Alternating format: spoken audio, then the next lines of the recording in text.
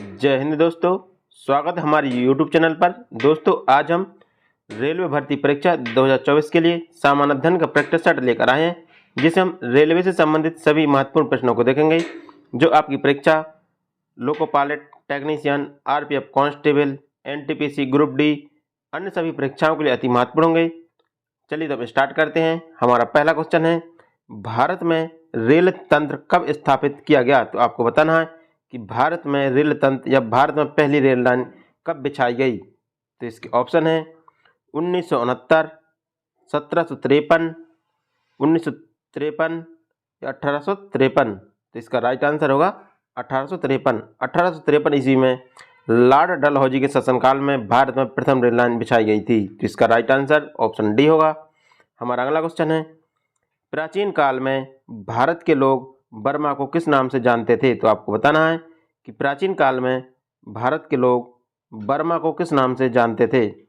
इसका ऑप्शन है स्वर्णभूमि, स्वर्णद्वीप, यवनद्वीप या प्रलय मंडल। तो इसका राइट आंसर होगा स्वर्णभूमि। प्राचीन काल में भारत के लोग बर्मा को स्वर्णभूमि के नाम से जानते थे। तो इसका राइट आंसर ऑप्शन ए होगा। हमारा अगला क्वेश्चन है, पुरापाषाणकालीन मानव का जीवन काल पूर्णतः था। तो आपको बताना है कि पुरापाषाणकालीन मानव का जीवन पूर्णतः किस प्रकार का था। इसके ऑप्शन है ग्रामीण, नागरिक, आधुनिक या प्राकृतिक। तो इसका राइट आंसर होगा प्राकृतिक। जो पुरापाषाणकालीन मानव था उसका जीवन काल पूर्णतः प्रकृति पर आधारित था। तो इसका राइट आंसर ऑप्शन डी होगा। हमारा अगला क्वेश्चन है, मोहनजोदड़ो कहाँ है? तो आपको बताना है कि मोहनजोदड़ो कहाँ पर है। इसके ऑप्शन है पंजाब, सिंध, गुजरात या उत्तर प्रदेश। तो इसका राइट आंसर होगा सिंध। जो मोहनजोदड़ो है जो पाकिस्तान के सिंध प्रांत में स्थित है। तो इसका राइट आंसर ऑप्शन बी होगा। हमारा अगला क्वेश्चन है, भारत में प्रथम रेल लाइन का निर्माण हुआ। तो आपको बताना है कि भारत में प्रथम रेल लाइन कहाँ से कहाँ तक बिछाई गई।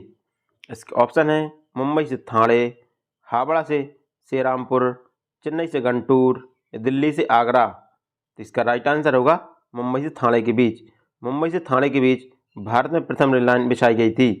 और भारत में प्रथम रेल लाइन 1853 ईस्वी में लॉर्ड डलहौजी के शासनकाल में बिछाई गई थी।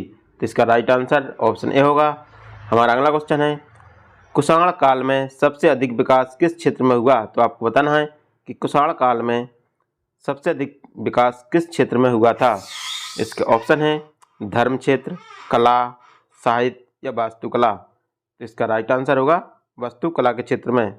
कुषाण काल में सबसे अधिक विकास वास्तुकला के क्षेत्र में हुआ था। तो इसका राइट आंसर ऑप्शन डी होगा। हमारा अगला क्वेश्चन है, किसने चौसा की लड़ाई में 1539 ईस्वी में हुमायूं को पराजित किया था? किसने चौसा की लड़ाई में 1539 ईस्वी में हुमायूं को पराजित किया था? इसके ऑप्शन है शेर शाह सूरी, महाराणा प्रताप, शिवाजी या इनमें से कोई नहीं। तो इसका राइट आंसर होगा शेर शाह सूरी। शेर शाह सूरी ने 1539 ईस्वी में चौसा की लड़ाई में हुमायूं को पराजित किया था। तो इसका राइट आंसर ऑप्शन ए होगा। हमारा अगला क्वेश्चन है, भारतीय रेलवे किस प्रकार के रेल लाइन का प्रयोग करती है? तो आपको बताना है जो भारतीय रेलवे है जो किस प्रकार के रेल लाइन का प्रयोग करती है। इसके ऑप्शन है broad gauge, metre gauge, narrow gauge या इन सभी का। तो इसका राइट आंसर होगा इन सभी का। जो भारतीय रेलवे है वो ब्रॉड गेज, मीटर गेज और नैरो गेज तीनों का प्रयोग करती है। तो इसका राइट आंसर ऑप्शन डी होगा, इन सभी का। हमारा अगला क्वेश्चन है, अष्ट प्रधानमंत्री परिषद किस शासक के शासनकाल में थी? तो आपको बताना है कि अष्ट प्रधानमंत्री परिषद थी वो किस शासक के शासनकाल में थी। इसके ऑप्शन है टीपू सुल्तान, अकबर, शिवाजी या कृष्णदेवराय। तो इसका राइट आंसर होगा शिवाजी। शिवाजी के शासनकाल में अष्टप्रधान जो मंत्री परिषद थी उसको अष्टप्रधान कहा जाता था। तो इसका राइट आंसर ऑप्शन सी होगा। हमारा अगला क्वेश्चन है, भारतीय रेलवे में सर्वाधिक राजस्व किससे प्राप्त होता है? तो आपको बताना है कि भारतीय रेलवे में सबसे अधिक राजस्व किससे प्राप्त होता है। इसका ऑप्शन है यात्री किराया से, माल ढुलाई से, पथ कर से, यात्री कर से। तो इसका राइट आंसर होगा माल ढुलाई से। भारतीय रेलवे को सर्वाधिक राजस्व माल ढुलाई से प्राप्त होता है। तो इसका राइट आंसर ऑप्शन बी होगा। हमारा अगला क्वेश्चन है, वह अंग्रेज जिसने सम्राट जहांगीर के दरबार में आकर भेंट की। तो आपको बताना है कि वह अंग्रेज कौन था जिसने सम्राट जहांगीर के दरबार में आकर भेंट की थी। इसके ऑप्शन है सर टॉमस रो। दोस्तों यहाँ पर टॉमस रो है, सर टॉमस रो।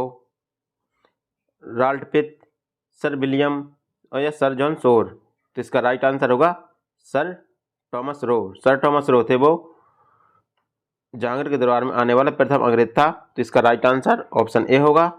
हमारा अगला क्वेश्चन है, प्रसिद्ध चेतक घोड़ा किससे संबंधित है? तो आपको बताना है कि प्रसिद्ध चेतक घोड़ा किससे संबंधित है।